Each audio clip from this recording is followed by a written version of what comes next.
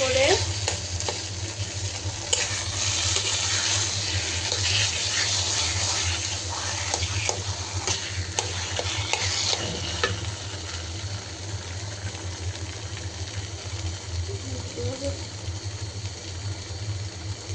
এখানে হচ্ছে আদা বাটা, রসুন বাটা, জিরা বাটা দিচ্ছি, তারপরে পেঁয়াজ কুচি, রসুন কুচি আর হচ্ছে কাঁচামরিচ দিয়েছি।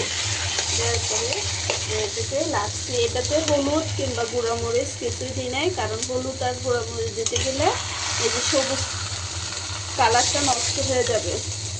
এই জন্য এখানে হলুদ আর গুঁড়ামরিচ দিয়ে নেই, শুধু কাঁচামরিচ দিচ্ছি। আর ভিটামিনটা ভালো থাকে, সবুজ সবুজ আর সাথে ভিটামিনটা নষ্ট হয় না।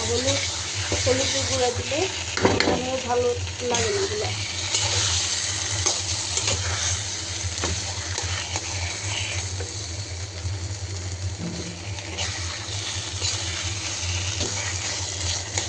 অল্প করে রান্না করছি, অল্প জিনিসের মজা অনেক বেশি।